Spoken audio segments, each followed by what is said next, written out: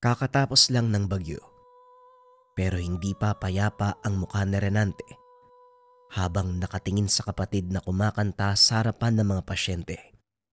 Maging ang mga ito ay hindi makapaniwala sa nasaksihan. Sinasabayan pa ng kaunting pag-indak. Ang kanyang kapatid na si Alfonso, biniyayaan ng may kapal ng katangian na magpagaling ng mga karamdaman na hindi kaya ng medesinang inirereseta ng mga doktor. Tila may taglay na kapangyarihan ang mga palad na sa tuwing ipapatong sa ulo ng pasyente, makakaramdam ng ginhawa kasabay ng pagkawala ng iniindang sakit. Mahusay din ito sa mga dasal na Latin na kahit siya lamang ang nakakaintindi ay sigurado ang paggaling. Ako ay isang model doon sa ermita. Gabi-gabi sa disco, nagpapakabongga. Sa pagka-istariray, talbog silang lahat. Ang mga foreigner nagkakandara pa pag ako ay sumayaw. Ako'y may nakilala. Makakakilala ka talaga ng nagbabagang kamo kapag hindi ka umayos, Kuya Alfonso. Tignan mo mga pasyente, nakatulala sa ginagawa mo. Hindi ko alam kung natatakot ba sila o iniisip na baliw ka. Hep-hep, Fonzie, hindi Alfonso. Ikaw naman Renante na mamaya ka. At saka gusto ko lang muna silang aliwin bago gamutin para bongga. Bongga? Anak ka ng gorilla. Itong binabain na to. Wika ng bata na nakasilip sa bintana. Pinandilata naman ito ni Alfonso. Kagad umalis ang bata dahil sa takot. Umayos ka nga. Pasensya na ho kayo . Sadyang nalipasan ng gutom ang kapatid ko. Kaya medyo lumalabas ang pagkatililing. Sana intindihin niyo na lang ho. Wika ni Renante sa mga pasyente. Hoy lalaki, wag mo nga akong pag-isipan ng ganyan. Dahil hindi ako nalipasan ng gutom at mas lalong wala akong tililing. Umalis ka na nga. Namamaya ka eh. Nagtatrabaho yung tao. O sige, sinong gustong mauna sa inyo? Bumalik na lamang si Renante sa gawaing kusina. Kasalukuyan siyang nag-iinit ng tubig para magtimpla ng kape sa lahat ng pasyente na nasa kanilang tahanan. Ang iba ay mula pa sa malayong lugar. Buhat sa kahirapan, nagtsatsaga at umaasa na lamang sa paraan ng panggagamot ng kanyang kapatid na kahit sentimo, hindi ito nagpapabayad. Para sa kanilang dalawa, masaya silang tumutulong sa kapwa. Rene, pakibigyan nga ng upuan yung mga bagong dating. Ipagtimpla mo na din ang kape para hindi antukin kakaintay. Matatagalan pa ako rito. Wika ni Alfonso. Nasa magkabilang bahagi ang tahanan kung kaya't kinakailangan lakasan ng boses para marinig. Idagdag pa ang ingay ng pag-iyak ng mga paslit na merong iniindang karamdaman. Makalipas ang 1 oras, kalahati na ang natignan at nagamot ni Alfonso. Lahat ay guminhawa ang pakiramdam matapos madampian ng maywagang mga palad ng nasabing manggagamot. Napuno naman ng papuri dahil sa himalang ginawa. Kumusta kayo rito, Rene? Tapos na akong maglaba. Tutulungan kita dyan. Ito may dala akong biskwit. Umuwi na kasi ang anak ko. Nagtatrabaho sa pabrika. Ako na rito. Doon ka na sa labas. Asikasuin mo ang mga bagong dating. Wika ni Aling Josefa. Kagad namang sumunod si Renante sa sinabi nito. Ang Ali ang tinuturing nilang nanay magmula nung araw na namayapa ang kanilang magulang. Hindi na ito naiiba dahil magkaibigan na noon pa man. Matapos mabigyan ng upuan ng lahat, sinilip niya si Alfonso. Napanatag ang kalooban nang makita niyang umayos na ito. Silip-silip. Bakit? Akala mo ba nagloloko ko? Kapag nagtatrabaho, hindi. Mamaya pa siguro. Napakunot ang mukha ni Renante nang sabihin nito ng kapatid. Kumikembot pa habang lumalakad. Hawak-hawak ang planggana na merong nakababad na halamang gamot. Ay nako, yung aksyon mo. Mamaya mo na ilabas yung pagkababae mo kapag natapos na ang gamutan. Magseryoso ka nga. Tignan mo yung pasyente mo. Hindi pa nagagamot, parang gusto nang umuwi. Natatakot sa'yo eh. Wika ni Renante. Ang tinutukoy niya ay ang bagong pasyente na kasalukuyang kasama ni Alfonso sa silid. Mag-ina ito. Unang beses na makita si Alfonso, galing pa sila sa kabilang bayan. Magkaibigan kami, no? Ano, di ba? Bebe boy? Magkaibigan. Pangit! Natawa si Renante matapos marinig ang sinabi ng bata. Walang preno ang bibig nito. Kagad namang humingi ng tawad ang ina dahil sa sinabi ng anak. Aray ko naman. Masakit yun ah. Masakit pa kaysa sa karamdaman mo. Ikaw bata, kali ka nga dito. Akin na yung kamay mo, gagamutin ko. Ayan, nakahanap ka ng katapat mo. Wika ni Renante habang patuloy sa pagtawa. Lumabas na siya ng silid upang tignan ang iba pang pasyente. Pagpatak ng 3:00 ng hapon, natapos na ang mahabang oras ng gamutan. Kasalukuyan na silang nagliligpit ng mga gamit at upuan. Samantalang nagbibilang ng salapi si Alfonso na siya namang ipinagtataka ni Renante. Nasanay ito na hindi tumatanggap ng pera ang kapatid. Pero ngayon, mukhang nagbago ang takbo ng kaganapan. Hoy, akala ko ba hindi ka tatanggap ng pera? Ano yung binibilang mo? Pinilit nila akong tanggapin. Iniwan na lang dyan. Alangan naman pabayaan ko. At isa pa, makakatulong ang perang ito para sa gastusin natin sa bahay. Pati na sa ibang gamot na kakailanganin, yung mga sangkap. Tandaan mo, binibili natin ang ilan sa mga gamot, lalo na yung mga sangkap sa paggawa. Napakamahal kaya. Tugon ni Alfonso. Mas mainam na rin yan. Para kahit papano, may natatanggap kayo.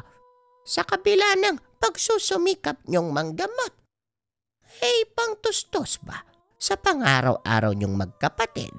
Lalo na't balak mong mag-aral sa susunod na pasukan. Wika ni Aling Josefa. Tama ho kayo dyan. Dagdag ipon na rin to para sa lahat ng gastusin sa bahay at buhay. Mabuti pa to si Nanay Josefa. Nakakaintindi. Ikaw, Renante, hindi.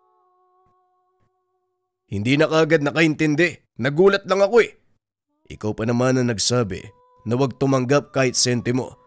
Nandito tayo para tumulong ng walang hinihinging kapalit. Tapos ikaw din palang lalabag. Hoy, anong hiningi? Binigay sa atin to. Iniwan pa nga dyan, no? Hindi ko alam. Paano tayo mabubuhay kung walang pagkain? Paano tayo gagawa ng mga gamot kung walang sangka? Yon ang isipin mo. Tumango si Aling Josefa. Inis namang tumalikod si Rene. Inis namang tumalikod si Renante. Nangihinayang sa inaabot na 50 pesos ng dalawang mag-ina. Tinanggihan niya sa pag-aakalang pinapangatawanan ng kapatid na hindi sila tatanggap ng salapi. Sayang. Kung alam ko lang sana, may pambili na ako ng soft drinks at chichirya. Makakasama pa sana ako kina Asyong at Dennis sa kabilang bayan para makifiesta. Pera na sana naging bato pa. Etong Alfonso na to. Wika ni Renante habang inilalabas ang inis sa pagsisibak ng kahoy. Hoy lalaki, ayus-ayusin mo nga yung pagsisibak. Parang giniling na kahoy na yan, sobrang pino. Paano magiging panggatong yan? Tinitigan niya ng masama ang kapatid. Ibinuhos ang inis sa mga nakailerang kahoy. Hindi na lang sila nagpansinan upang makaiwas na sa gulo. Nagtungo si Alfonso sa kusina upang makapaganda ng hapunan. Si Aling Josefa nagwawali sa buong tahanan nang mapansin niya ang mag-ama na papalapit ng tahanan. Tignan mo nga yung mag-ama. Papalapit ba yan dito? Wika ni Aling Josefa. Malabo na ang paningin ng matanda. Oho. Teka, parehong umiiyak ka. Kuya Alfonso, tulungan natin! Nagmamadaling sinalubong ni Renante ang dalawa nang mapansing namimilipit sa sakit ang batang karga. Inihinto naman ni Alfonso ang gawain sa kusina upang unahin ang bisitang nangangailangan ng agarang atensyon. Si Aling Josefa, inihanda ang silid tanggapan. Ano po bang nangyari sa anak nyo, Manong? Ang init ng katawan niya ay parang nagliliyab na apoy. Wika ni Alfonso habang dinadama ang pulso ng bata. Iniwan ko lang siya sa lola niya eh. Tapos pag uwi ko kaninang umaga galing sa trabaho, ganyan na yung kalagayan. Pinainom ko ng tableta kasi akala ko nilalagnat lang. Kaso nga lang mas lalong lumala eh. Kinumbulsyon. Hindi ko na alam ang gagawin kaya dinala ko na sa inyo. Pakiusap naman oh. Tulungan mo yung anak ko, magbabayad ako kahit magkano.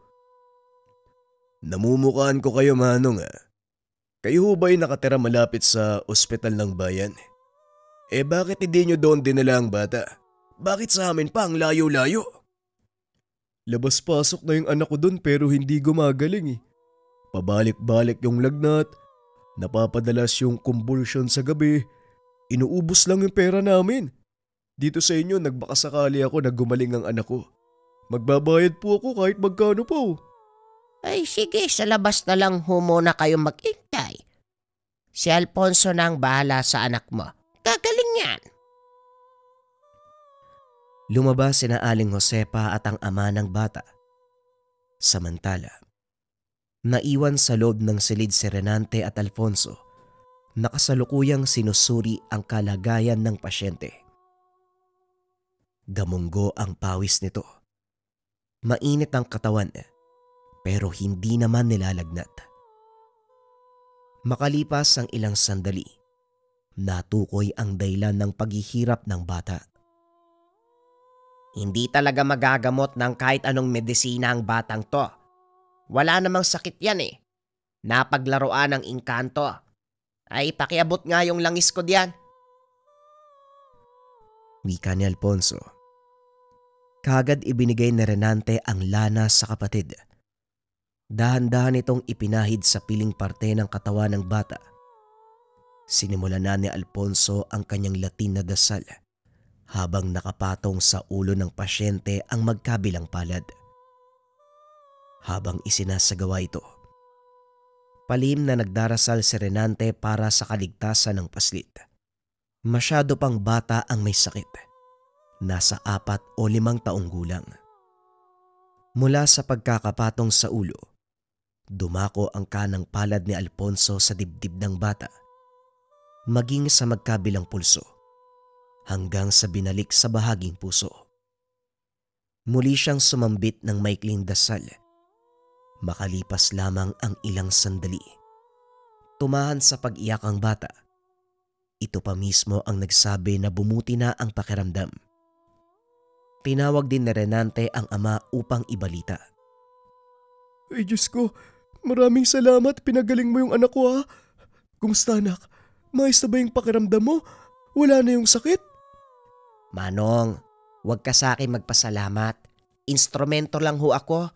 Doon ka po magpasalamat ho, kay Lord. Tumigil ka nga.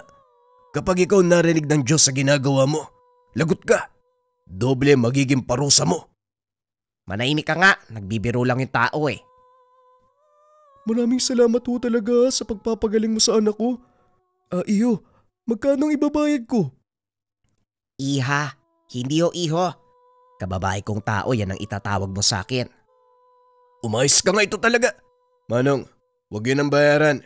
Suntukin nyo na lang ho. Kung tayong dalawa magsuntukan, ha? Basagin ko yung mukha mo eh. Wika ni Alfonso. Pinapalaki pa ang boses. Ayan, lumabas din ang angas mo. Huwag kang magbinabae. Hindi bagay. Maskulado pa naman yung katawan mo. Che, manahimik ka nga. Ang dami mong alam, magkaiba tayo ha. Manong, huwag kayong mabibigla sa sasabihin ko ha. Yung anak nyo kasi napaglaruan ng engkanto. Pwede bang malaman kung dinala nyo siya sa masukal na kagubatan o hindi kaya sa lugar na posibleng merong engkanto o elemento? Napaisip ang ama ng bata. Batay sa reaksyon, tila walang alam sa nangyari sa anak. Hindi ako sigurado eh. Bihira lang kasi ako manatili sa bahay. Nagtatrabaho ako sa kabilang bayan eh. Doon sa lola niya, doon ko siya iniwan eh. Tugon ng ama. Ano bang ginawa ng lola niya? Baka na isama sa lugar na merong maligno, kaya napaglaruan. Wika ni Aling Josefa. Umaalis lang naman si nanay kapag wala ng panggatong sa bahay namin. Siguro 2 beses sa isang linggo. Pumupunta siya ng kabundukan para manguha ng kahoy. Hindi ko rin naitanong kung naisama niya si Princess eh. Yan siguro ang posibleng dahilan. Naisama ng nanay mo ang bata. Kawawa naman, napaglaruan pa ng engkanto. Hindi bali na, natanggal ko na ang kapit ng nilalang sa anak nyo. Eto, bibigyan kita ng langis ha. Ipahid mo sa kanyang noo tuwing 6:00 ng hapon. Gawin nyo hanggang sa maubos ang laman ng bote. Kapag sa mga susunod na araw, may napansin kayong kakaiba sa kanya, ay bumalik kayo dito. Maraming salamat sa iyo, iho ha. Iha, magkano ba ang halagang babayaran ko? Huwag kang mahiya, magbabayad talaga ako. Hindi na ho. Ikinararangal kong gumaling ang inyong anak. Pero wag niyong kalimutan ang bilin ko ha. Lalong-lalo na doon sa langis. Huwag kayong pumalya. Araw-araw yan. Iwasan ang pagsama sa bata kung saan-saan. Mamaya kung ano pa ang mangyari dyan.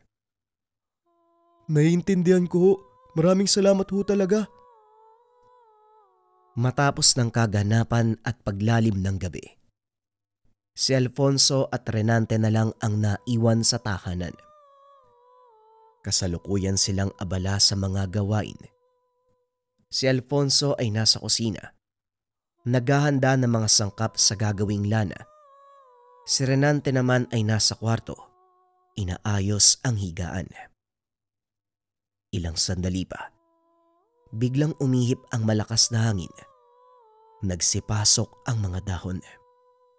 Nagtaka si Renante. Sarado ang mga bintana, pero may nakapasok sa bahay.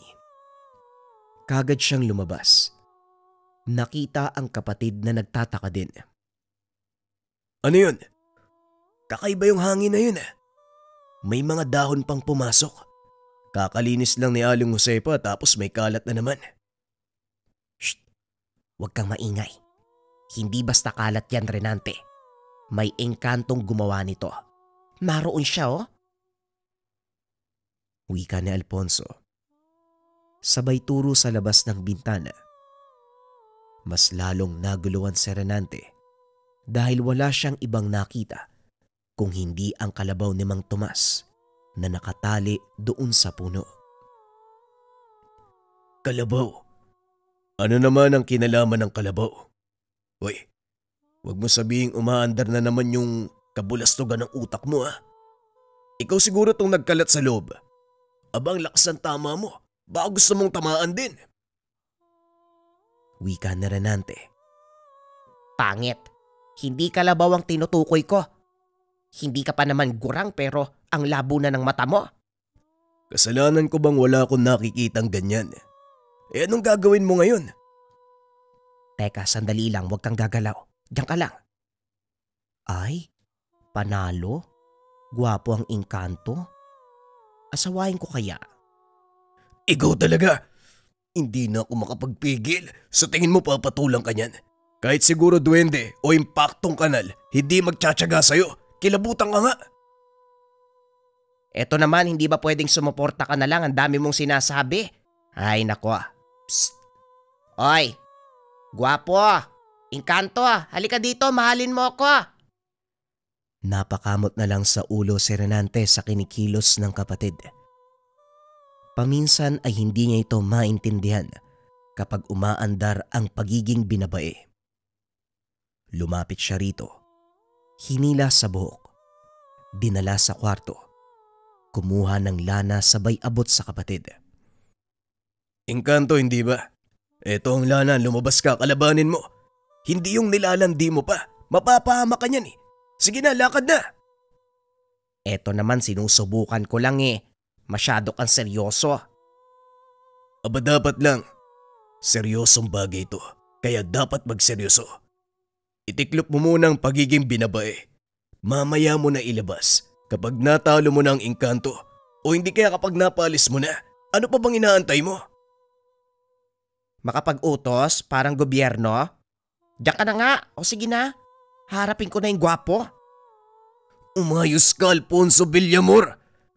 Kapag yan hindi mo naitaboy, ikaw ang lalaya sa bahay. Sabing Fonzie eh, hindi Alfonso. Pahabol na wika ng kapatid. Habang unti-unting lumalapit sa punong kinalalagyan ng engkanto, pinagmamasdan niya ang kapatid habang gumagawa ng paraan para mapaalis ang nilalang. Hindi man naririnig ang sinasabi, alam niyang nagbibigkas ito ng orasyon. Damang-dama hanggang sa tahanan ang kakaibang hampas ng hangin. May halong kakaibang enerhiya. Mabuti na lang may pananggalang ang tahanan nila, kaya hindi gaanong naaapektuhan. Makalipas ang ilang sandali, bumalik na ito habang kumakanta. Ako'y isang sirena, kahit engkantong gwapo pa, hindi yan obra. Ano, lumayas na ba? Ang dali mong nakabalik ah. Naitaboy mo talaga?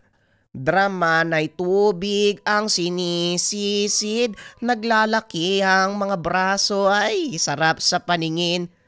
Dikdikin ko yung mukha mo eh. Tinatanong kita, nasa na yung engkanto? Wala na nga, napalayas ko na. Kitang kumakanta ko, istorbo ka. Nagbibingi-bingian ka ba? Kapag ikaw tuluyang nabingi, kawawa ka talaga. Naitaboy ko na ho, Among Renante. Ang dali-daling paalisin nun eh. Ito naman, masyadong takot. Pero sayang, sana kinausap ko muna. Grabe yung tindig ng engkantong yon. Gwapo. Gising ka ba ha? Pero parang nananaginip ka na. Wala ka sa mga kwentong pambata na may mukhang mga nilalang na ganyan. Alam mong nagbabalat kayo sila. Huwag mong antayin na yan pa ang maging kahinaan mo. Ayusin mo nga yung huso mo. Ang pangit. Nagsalita ang kulang ang ipin. Akala mo gwapo ka? Kung makapanghusga, parang hindi tayo magkapatid. Kung pangit ako, magkamukha tayo. Ah, ganun ha? E di ikaw yung maglinis nito. Hindi naman ako yung may gawa niyan eh. Aba, ikaw ang maglinis dito. Ay, naku talaga. Wika ni Alfonso. Wala siyang nagawa kung hindi magwalis. Ayaw niyang maiwan ang kalat sa paligid. Tawang-tawa si Renante habang pinapakinggan ang pagdadabog nito. Kinabukasan, balik na naman sa paglilingkod sa mga nangangailangan ng tulong. Maagang napagawi sa kanilang tahanan si Aling Josefa. Natapos ito ng maaga ang gawain sa bahay. Pero sa puntong ito, may lumapit na biktima ng aswang. Nanghihina na ang babaeng pasyente. Hindi na kayang igalaw ang mga kamay. Nakatulala. Lumuluha habang iniinda ang malaking kagat sa balikat. Iho, unahin mo yung anak ko. Iligtas mo siya, parang awa mo na. Diyos ko, ang laki ng sugat. Paano yan nabiktima ng aswang? Malala to ah. Habang kinakausap ni Rene ang ina ng biktima, aligaga si Alfonso sa paggawa ng paraan upang maisalba ang buhay ng babae. Umalis kasi ang kagabi. Sumama sa mga kaibigan niya nakipiesta sa kabilang bayan. Ang sabi niya may nakasalubong daw siya eh. Aswang daw kasi sobrang laking baboy eh. Mabuti na lang nakaligtas pero may naiwang kagat eh. Iho, pakisabi sa kapatid mo, gawin niya ang lahat para mabuhay ang anak ko. Yan po ang hindi ko may papangako. Ngayon pa lang kami nakaranas ng ganitong pasyente. Nakakaya naming gamutin ang mga karamdaman na gawa ng engkanto o kung ano pang elemento. Pero yung kasong ito, hindi ko ho alam eh. Malalaman na lang natin ang resulta kapag sinabi na ni Kuya Alfonso. Magdasal na lang ho tayo. Maging si Aling Josefa, natigil sa pag-aasikaso sa mga bagong dating sa pag-aalala sa batang nabiktima ng aswang. Maging ang ibang naroon, nakisali na sa pagdarasal na pinangunahan ni Renante. Matyaga silang nag-antay sa balita ni Alfonso. Lahat umaasang maisasalba ang buhay ng pasyente. Makapigil hininga pa nang lumabas ang manggagamot dahil sa malungkot niyang itsura. Iho, kamusta ang anak ko? Hindi siya pwedeng mamatay. Ayoko mawala siya sa akin. Manang kinalulungkot ko. Kung nadala niyo kaagad kagabi, ay malamang magagawan pa ng paraan. Kaso mo. Charan, biro lang. Ligtas na ho yung anak nyo. Kagad lumapit si Renante sa kapatid. Kinaltokan ng solido. Hoy, halos mamatay kami sa pag-aalala. Nakuha mo pang magbiro. Tignan mo yung nanay niya. Naku, nawala ng malay oh. Dali-dali nilang tinulungan ang Alen na nawalan ng malay. Si Aling Josefa na ang nag-asikaso dahil madali lang naman ang magiging trabaho. O ikaw, ilugar mo nga yung pagbibiro mo. Nadadama yung iba sa kalokohan mong yan. Galit agad? Hindi na mabiro. Pasensya naman, doon ka nga sa gilid. Bantayan mo yung pasyente. Bantayan mo lang ha. Huwag mo landiin, maganda pa naman. Hindi ako katulad mo ha. Kapag trabaho, trabaho. Diyan ka na nga. Sa labas itinuloy ni Alfonso ang panggagamot. Dahil nasa silid tanggapan pa ang babaeng pasyente. Pinagpahinga muna ito. Binantayan ni Renante. Habang tinititigan ay unti-unti niyang nakikilala. Parang kilala ko to ha. Kababata ako yata ito eh. Oo, ang laki ng pinagbago ah. Dati aso lang yung kumagat sa'yo. Ngayon aswang na. Wika ni Renante. Dahil tulog ang pasyente, nilinis niya ang mga nakakalat na gamit. Sa kanila muna pinatuloy ni Alfonso ang mag-ina. Dahil hindi pa siya makakapayag na pauwiin ang babaeng pasyente. Nais niyang bantayan ang kalagayan nito oras-oras. Hindi siya sigurado kung nayanggaw ba ang biktima. Kumusta iha? Bumuti na ba ang pakiramdam mo? Kumikirot pa ba yung sugat? Marahang umiling ang babae bilang sagot. Hayaan mo ha, babantayan kita para masiguradong gagaling. Eto, kumain ka ng marami para makabawi ng lakas. Ikaw rin humanang, huwag kayong mahiya. Pasensya na kayo ha, eto lang kasi ang pagkain dito. Ayos lang, maraming salamat sa malasakit niyo ha. Nagpunta kami sa kakilalang manggagamot doon sa kabila eh. Pero wala siya sa bahay, kaya sa inyo kami dumiretso. Tama ang desisyon ko. Napabuti mo ang kalagayan ng anak ko. Kapag meron kayong ininda na alam nyong hindi normal, ay pumunta lang ho kayo sa akin. Aalisin natin ang karamdamang yan sa tulong ng ama. Habang kinakausap ni Alfonso ang mag-ina, abala sa pagsusunog ng mga tuyong dahon sa labas si Renante. Ilang sandali pa, nakaramdam siya ng kakaiba. Hindi mapakali sa kinalalagyan, ni hindi maintindihan kung bakit.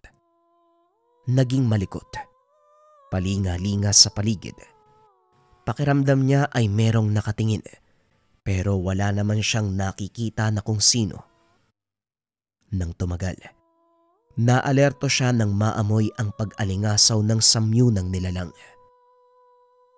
Anak nang, ang lakas ng loob ng isang tong magparamdam.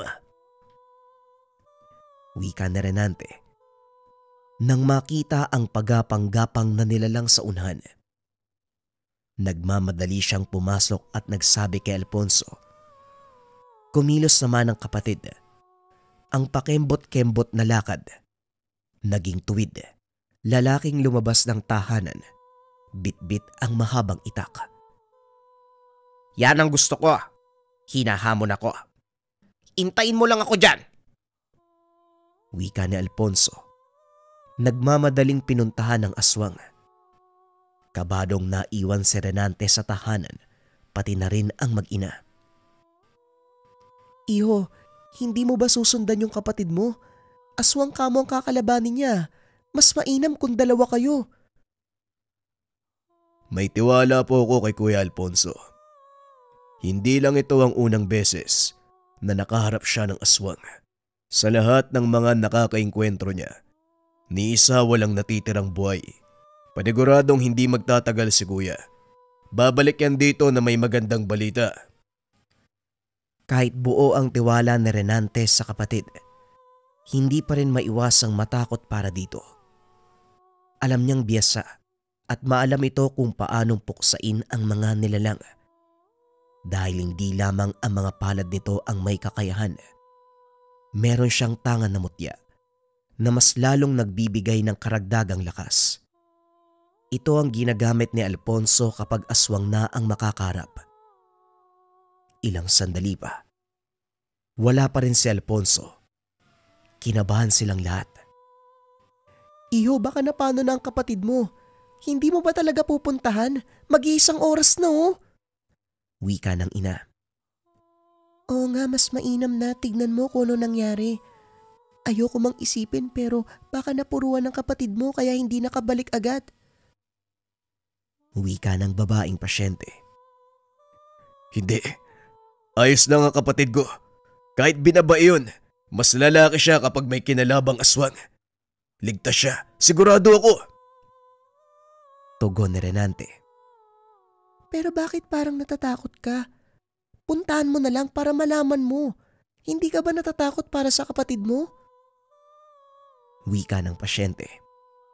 Iho, puntahan mo na para makasigurado tayo. Muling wika ng nanay. Wala sa sariling napapayag si Renante. Kumuha rin siya ng itak at saka lumabas. Nagtungo sa direksyon na pinuntahan ng kapatid. Pero nilibot na ang buong paligid ay hindi pa rin nakita si Alfonso. Kinakabahan na si Renante. Kuya Alfonso, nasan ka? Sumagot ka naman! Eto, saan ka ba nagsuot? Hoy, Alfonsong Gorilla, nasan ka? Hoy tiyanak, ang ingay mo. Pupunta ka na nga lang dito, mag-iingay ka pa. Bakit ba kasi hindi ka sumasagot? Kanina pa kita tinatawag eh. Dumudumi ako eh. Baklang to. Alangan naman magsalita ako habang umiire. Paano ko malalabas yung dumi? Bakit mo ba ako hinahanap? Hindi ikaw yung hinahanap ko, yung aswang. Nasaan na ba? Huwag mo nang hanapin, itinago ko na. At saka bakit ba nandito ka? Hindi ka naman ganyan kapag may hinaharap ako ah. Hoy, nag-aalala ka no? Hindi ah. Kahit sakmaling ka ng aswang, wala akong pake. Ay sus, ayaw pang aminin. Alam ko nag-aalala ka para sa akin. Tama ba? Kilabutan ka nga. May banyo naman. Dito ka pa dumumi. Mauna na ako sa pag-uwi. Tinawanan na lang ni Alfonso ang kapatid. Kahit parang aso't pusa sila, mahal nila ang isa't isa. Kinabukasan maagang umuwi ang mag-ina. Ayaw pa sanang pauwiin ni Alfonso pero ayaw ding makaabala ng dalawa. Pinayagan na lamang niya para hindi na humaba ang usapan dahil may mga pasyente pang aasikasuhin. Sa araw na ito, nanibago ang magkapatid dahil karamihan sa sumasadya ay nabiktima ng aswang. Maraming kalmot ngunit bababaw lang. Madaling nagamot ni Alfonso. Binigyan pa ng lana para may ipahid sa sugat kapag nakauwi na ng tahanan. Mabilis silang natapos ang gamutan. Pagsapit ng alauna ay wala ng tao. Tapos na pala. Pasensya na kung di ako nakaabot. Pumunta ako ng bayan. Bumili ng kakailanganin sa bahay. Eto, dinalhan ko rin kayo para naman iba ang ulam niya kahit minsan man lang. Wika ni Aling Josefa. Ay nako, nag-abala pa kayo Aling Josefa. Maraming salamat po ha. Kumusta naman ho sa bayan, Nanay Josefa? Wala po bang masamang balita doon? Yan nga ang pakay ko sa iyo, Alfonso. Narinig ko yung usap-usapan. Maraming nabibiktimang aswang. May namatay daw nung nakaraang linggo. Ganun po ba? Kaya pala maraming pumupunta dito para magpagamot. Lahat sila biktima ng aswang. Saang lugar daw po ng bibiktima ang aswang? Sigurado kong hindi lang isa dahil sa dami ng pumunta rito para magpagamot. Parang nasa 6 o 8 yata yung nabiktima. Sa Barangay Camotes daw unang may nabalitaan. Basta mag-ingat kayong dalawa. Lalo na kailangan pa kayo ng taong bayan para may gumamot sa kanila. Hindi naman natin alam ang mangyayari sa mga susunod na sandali. Kung maaari, tumito lang kayo sa bahay. Matakot ka mo ang mga aswang sa akin. Hindi lang ulong puputulin ko. Ay nako, hihigupin ko yan hanggang sa maging giniling. Ayan ka na naman ha. Alam ko yung ibig sabihin ng mga salita mo. Totoo naman, palibhasa hindi mo alam kung anong ginagawa ko sa mga nakalabang aswang. Tama na yan. Mag-aaway na naman kayo. Basta huwag kayong lalabas lalo na paggabi. Alam ko naman na kaya niyong proteksyonan ang sarili niyo. Pero hindi pa rin natin malalaman ang susunod na mangyayari. Alfonso, ikaw ang nakakatanda. Kaya wag mong kalimutang gabayan ng kapatid mo. Nako, mas matanda pa yata ako sa amin eh. Mas matino ko mag-isip kumpara sa isa dyan. Hindi ba Alfonso? Fonzie, ang tigas ang bungo mo. Ay nako, may talong ka nga sa pagitan ng hita eh. Umaasa ka pang babae ka. Sandali. Tumigil muna kayong dalawa. Ano ba yun Parehong napatingin ang magkapatid sa itinuro ni Aling Josefa. Mula sa unahan ay merong lalaki. Nakatitig sa kanila. Nang mapansin ito ni Alfonso, kumaripas ng takbo. Hanip din no. Nakita ka lang kuya, tumakbo na kagad. Sabi na nga ba'y nakakatakot ka eh. Wika ni Renante. Sinaway siya ni Aling Josefa. Nang makitang seryoso si Alfonso, umayos na rin si Renante. Bakit kuya? Kilala mo ba yung lalaking yun? Pero bakit tumakbo? Ang sabihin mo natakot sa akin. Alam niyang papatayin ko siya. Kanina ang tapang-tapang mo. Bakit hindi mo inabol? Rene, tama na ang pagbibira. Seryoso ang kapatid mo. Marahil aswang ang lalaking yon. Tama ka, Nanay Josefa. Aswang ang isang yon kaya kumaripas nang makita ko. Sino ba namang hindi matatakot sa akin? Kayang-kaya ko silang patayin eh. Ano nga ang gagawin mo ngayon? Hindi mo ba habulin yung aswang na yon? Sundan mo na tapos patayin mo. Basta mag-intay ka lang. Hahabulin ko yon, paparusahan ko. Sa kabila ng panunukso ni Renante sa kapatid, sa kaloob-looban niya ay nababahala. Lumipas ang maigit ilang oras. Hindi nakabalik si Alfonso. Natatakot na siya para sa kuya. Nako Rene, Nasaan ang kuya mo? May habulan sa labas. Hindi pa po nakakabalik eh. Ano po bang meron? Bakit nagkakagulo sa labas? Ewan, nakita ko lang ang mga taong yan na naghahabulan. Ay, Agnes, anong nangyari? Bakit ka tumatakbo? Naku, Aling Josepa, sa taniman ni Makoy may nakitang aswang. Dinali nga yung kalabaw eh. Yung mga tumatakbo malapit dun sa pinangyarihan. Ako nga na malayo yung bahay, nakisama na rin, natatakot ako eh. Baka mamaya umabot sa amin eh. Mga bata pa naman yung kasama ko. Pumasok muna kayo sa loob. Ay Renante, patuloyin mo muna yan sa tahanan niya. Kawawa tong mga bata oh. Kagad pinapasok ni Renante ang mga bata. Pinatuloy na rin maging ang ibang lumapit. Pero siya ay nagpaalam kay Aling Josefa. Hahanapin muna ang kapatid. Ayaw sanang pumayag ng Ale pero hindi nagpapigil. Mas lalo siyang natakot nang makitang magkagulo ang mga tao at hindi pa nakakabalik si Alfonso. Pagkarating niya sa taniman, hinarang siya ng kaibigan. Renante, saan ka pupunta? Nagtatakbo na yung mga tao tapos pupunta ka pa dyan. May aswang dun oh. Gusto mo yatang mapahamak eh. Halika na, umalis na tayo. Mauna ka na. Kailangan kong hanapin si Kuya Alfonso. Naroon na ang kuya mo. Huwag ka nang pumunta. Halika na, Renante. Bumalik na tayo. Hoy! Bahala ka nga dyan. Mabilis ang takbo ni Renante. Nakagad umabot sa dulo ng taniman. Nakita niya roon ang nakatihayang kalabaw. Wala ng buhay. Marami ring dugo ang nagkalat sa lupa at sa mga pananim. Kuya Alfonso! Kuya! Nasaan ka, kuya?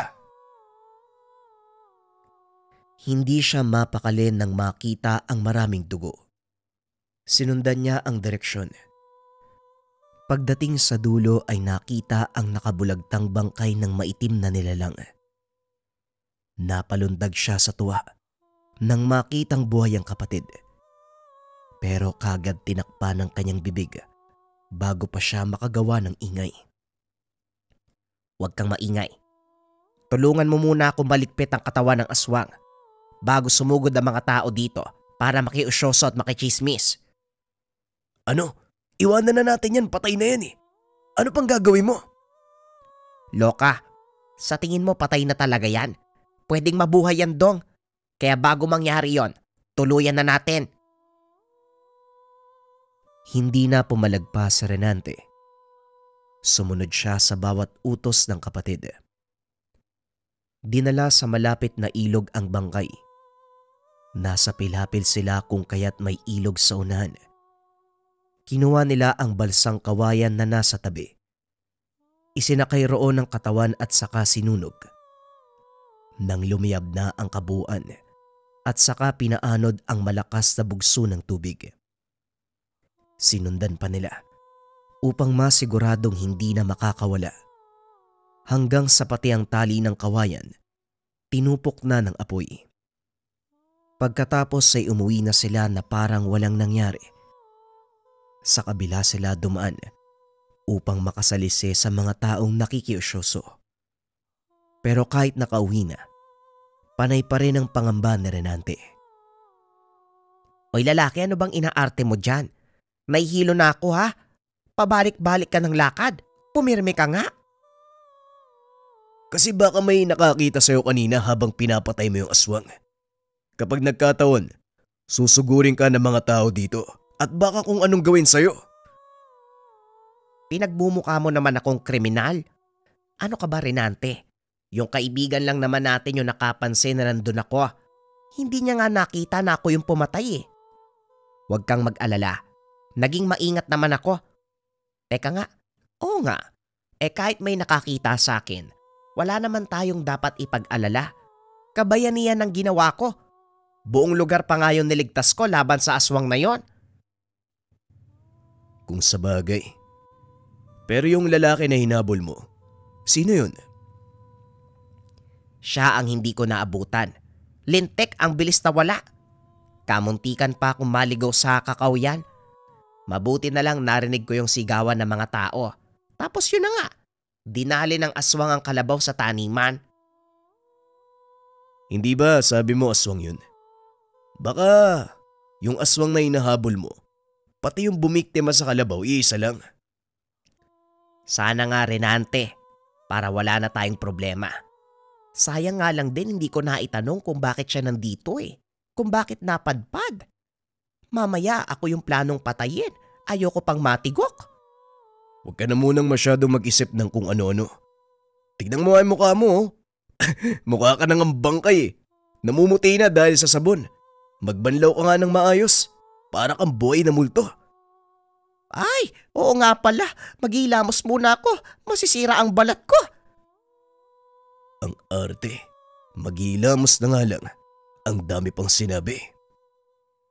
Wika ni Renante. Nagtungo siya sa kusina para ihanda ang hapunan dahil pasado 5:00 na ng hapon. Lumipas ang 1 oras.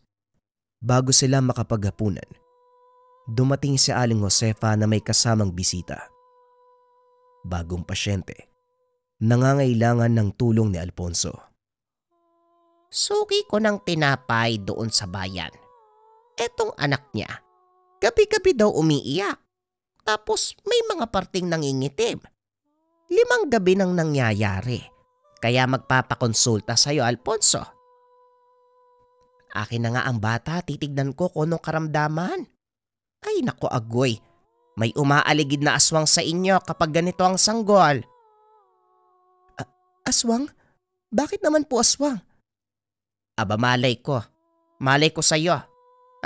De biro lang. Maniwala ka sa akin. Inaswang ang inyong anak pero huwag kayong mag-alala. Ako na ang bahala sa kaligtasan niya. Ang batang mangyak-ngyak. Unti-unting tumahan. Namamagana ang munti nitong mga mata sa labis na pag-iyak.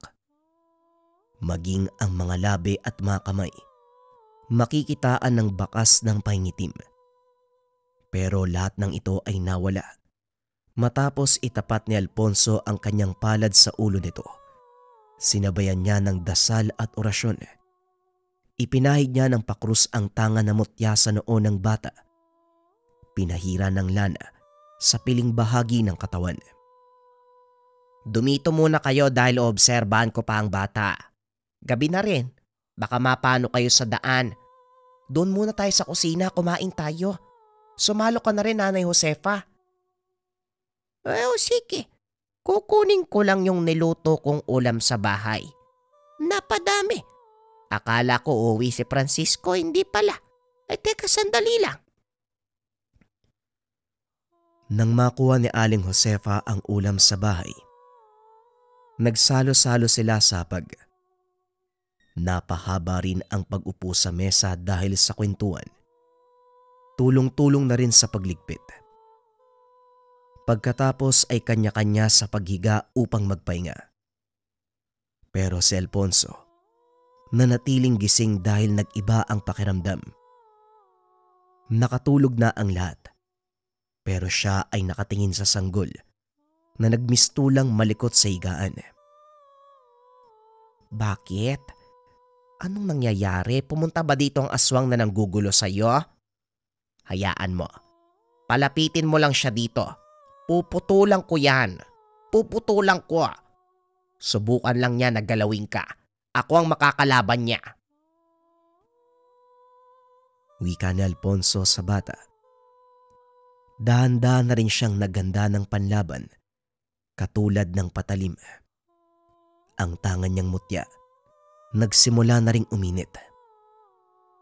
Habang pinagmamasdan ang paligid, umiyak ang sanggol. Ginising ni Alfonso ang ina. Maging si Renante at Aling Josefa ay gising na rin. Dito lang kayo sa tabi ng bata.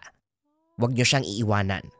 Ikaw Renante, kung sakaling may makapasok, huwag kang magdadalawang isip na lumaban. Gamitin mo tong itak. Aling Josefa, panlaban niyo itong lana at siguraduhin ligtas ang bata anumang mangyari. Kuya, bakit para nagpapaalam ka na? Ano bang mangyayari? Nagtaka si Renante, maging si Aling Josefa. Sinundan ng aswang ang bata. Mukhang gusto talagang makuha kahit nandito tayo sa bahay. Naglakas loob pang pumunta. Lalabas ako. Hahanapin ko ang lintik na yon. Hindi ko alam kung anong mangyayari kaya binigyan ko kayo ng gagawin. Ang tanging isaisip nyo lang, kaligtasan ng bata. Lumaban kung kinakailangan. Lalo ka na, Renante. Ikaw ang lalaki dito. Kagad silang pumwesto nang makalabas si Alfonso. Kagaya ng sinabi ng huli. May aswang na umaaligid dahil sa kilos ng bata. Diyos ko, huwag naman sanang magtagumpay yung aswang na yun. Gabayan niyo po kami. Iligtas niyo po sa kapamakan yung anak ko. Huwag kang mag-alala, Maria. Kakampi natin si Alfonso. Kilala ko ang binatang yon. Hindi siya papayag na may masamang elementong magtagumpay. Tama po ang sinabi ni Aling Josefa. Si Kuya Alfonso ay lalaban kahit pa magkamatayan sila ng nilalang nakaharap niya. Ilang sandali pa ang lumipas. Natahimik sila matapos maramdaman ang pagdapo ng kung ano sa bubong. Bagyang nayupi ang tagpi-tagpinyero na sinundan ng kaluskos. Kagad sinenyasan ni Renante ang mga kasama na huwag mag-ingay. Kinarga ng ina ang sanggol. Nagbukas na rin ang bote ng lana. Kumuha ng itim na kumot si Renante at itinabon sa sanggol. Dagdag proteksyon para sa bata. Subok na ang ganyang pamamaraan. Magtiwala ho kayo. Nagpatuloy sa pagkaluskos ang bubong. Pero natigil ng sumigaw si Alfonso. Inagaw ang atensyon nito. Napansin nila ang pag-alis ng nilalang na ngayoy harap-harapang kinakalaban ng manggagamot. Renante, mas mabuti siguro kung tutulungan mo si Alfonso. Lumabas ka. Kami na ang bahala ni Maria sa bata. Dalian mo! Natatarantang lumabas si Renante. Naabutan ang tagpo. Nagpapalitan ng lakas ang aswang at kanyang kapatid. Napapadaing pa siya sa tuwing matatamaan ng matalas na kuko si Alfonso. Hoy! Anong ginagawa mo dito? Pumasok ka! Hindi, tutulong ako. Tutulungan kita. Wika ni Renante. Nakaramdam siya ng panginginig nang titigan siya ng aswang. O tignan mo na, naihi ka pa sa pantalon, pumasok ka na nga. Kaya ko na to. Idinaan sa biro ni Alfonso ang pakikipaglaban sa aswang. Paulit-ulit niya itong sinaksak hanggang sa napaangil ang nilalang. O diba? Laruan ko lang ang isang to, tignan mo. Wika ni Alfonso. Tinaga niya sa likod ng aswang. Dito na napalod ang nilalang. Lalo na nang tagain muli sa magkabilang tuhod. Walang binatbatang pagkahalimaw nito sa taglay na bangis ni Alfonso na ginawa pang katatawanan ang kawawang aswang. Ang lakas ng loob mo mambulabog, tapos titiklop ka naman kaagad. Ay nako, tumayo ka, hindi pa ako pinagpapawisan sa'yo. Wika ni Alfonso. Sa lalim ng natamong sugat ng nilalang, unti-unti na itong nanghina. Napagod na rin siya kaya tinapos na.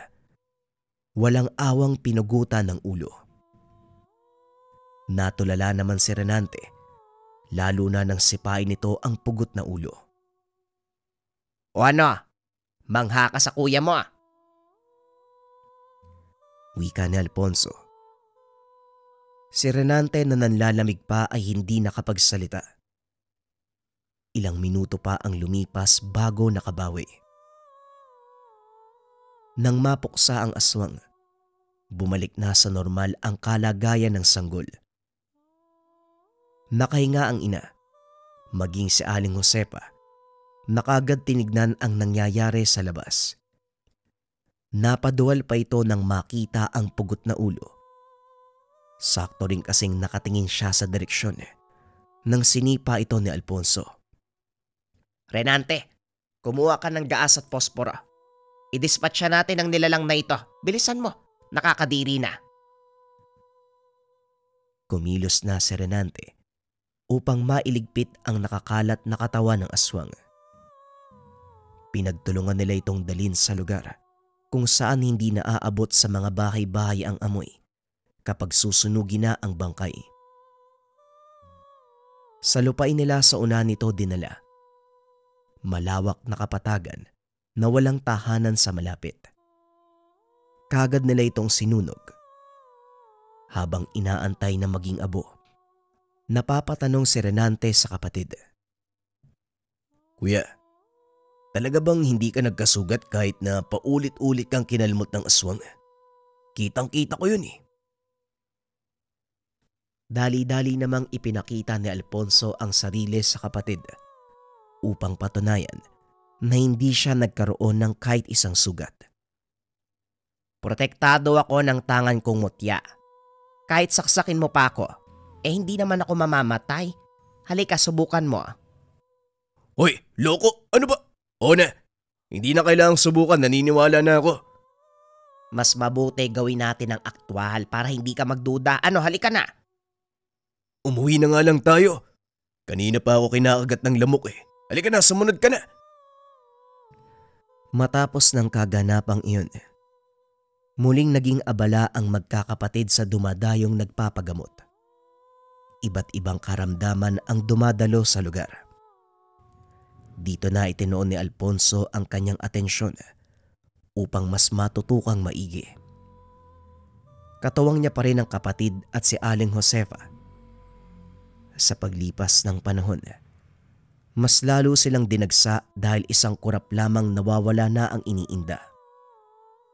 Marami ang nagtatanong kung ano ang sekreto niya o kung siya ba ay isang santo dahil sa angking husay. Ipapatong lamang ang palad sa ulo ng pasyente, nawawala kaagad ang sakit. Santo? Hindi yan santo. Sintu-sintu yan. Hoy, grabe ka sa akin ha. Bumalik ka nga sa labas. Sumasabat ka pa sa usapan. Walang sekreto si Alfonso at mas lalong hindi siya santo. Sadyang nabiyayaan lamang ng may kapal ng kausayan upang magpagaling ng mga karamdamang nagpapahirap sa mga tao.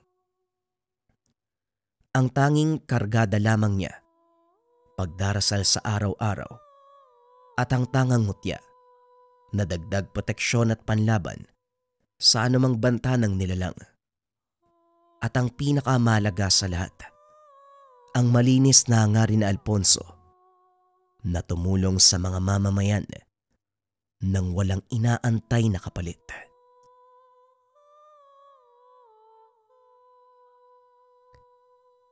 Ang kwentong ito ay hango sa totoong buhay. Mula ito sa isa nating kabayan na itago na lang natin sa pangalang Moises. Walang eksaktong taon. Probinsya ng Antique. Anong nangyari dito, Sargento? May mga nakakita ba? Tanong ni Moises. May ilang nakakita ng bangkay, pero hindi nila nasaksihan kung paanong nangyari ang krimen. Pero malakas talaga ang kutob ko, Teniente. Hindi tao ang may gawa nito. 4 na katao. Iisa lang ang marka na nakita sa kanilang katawan at hindi yon gawa ng patalim. Wika ni Sargento Abel. Yang ka na naman, Abel eh. Ano, aswang na naman ba ang may gawa? Nako, tigilan mo na yung kakapaniwala mo sa makatang isip. Walang aswang. Ginagawa lang silang panakot sa mga kabataan nung araw para wag lumabas ng 10 oras ng gabi. Maniwala ka, Teniente.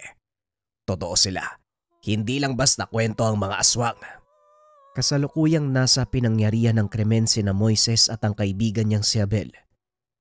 Naglilingkod bilang pulis sa kanilang bayan ang 25 taong gulang na binata.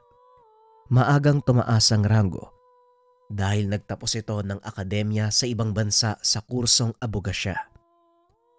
Ngunit piniling umuwi ng bansa para ipursige ang matagal ng pangarap na maging pulis. Lumaki sa marangyang pamilya itong si Moises.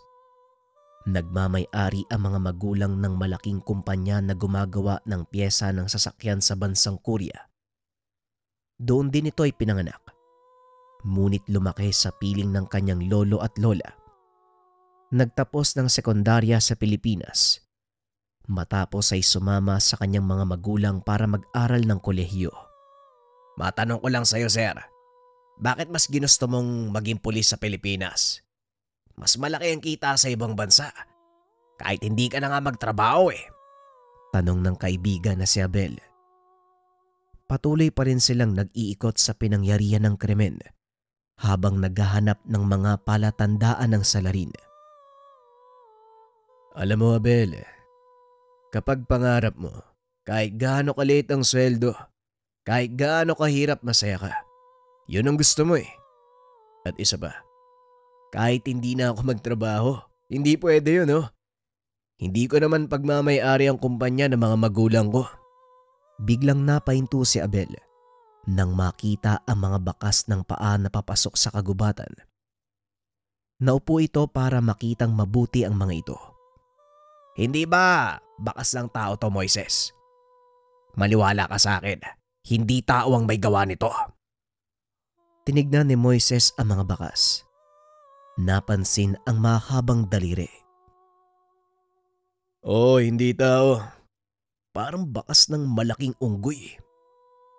Ay nako, Abel, alam mo masyado ka nang nagpapaniwala sa mga kwento. Halika na nga, bumalik na tayo sa presinto para makapagpasa tayo ng report.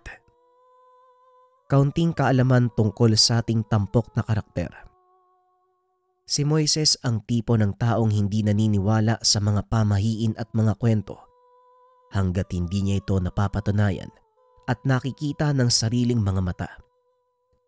Hindi niya ito pinaniniwalaan dahil na din sa kursong tinapos.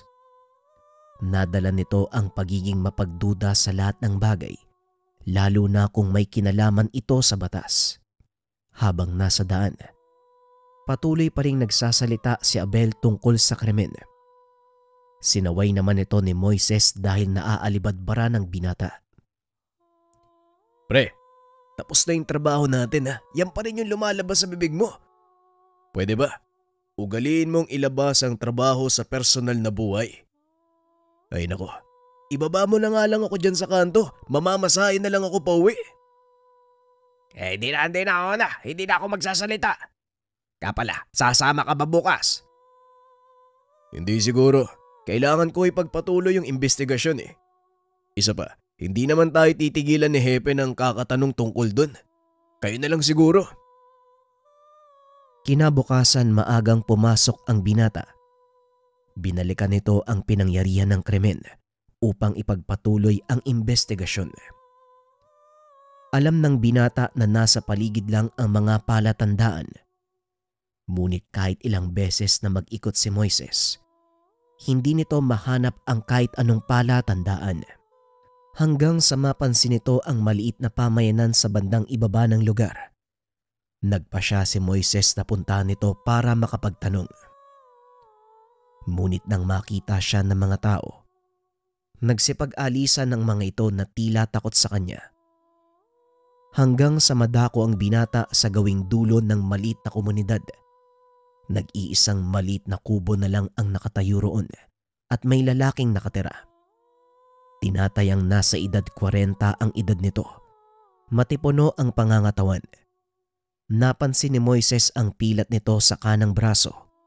Pisngi na parang kinalmot ng kung anong nilalang. Mawalang galang na po. Maaari po bang makapagtanong? Tanong ni Moises.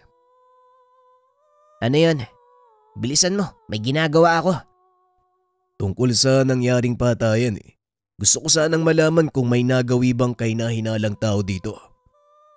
Sa pagkakalam ko, ikaw pala nga nagagawing kahina-hinala dito. Sino ka ba? Nagtatanong ka ng tungkol sa nangyaring patayan dyan sa taas. Ano bang meron sa'yo? Nagkataong hindi nakasuot ng uniforme si Moises, kaya hindi siya nakilala ng mga tao. Pasensya na hindi ako nakapagpakilala. Ako po si Teniente Moises. Pulis po ako. Ako nakatalaga sa kasong patayang nangyari dyan sa taas. Ibinaba ng lalaki ang hawak na palakol at lumapit sa binata.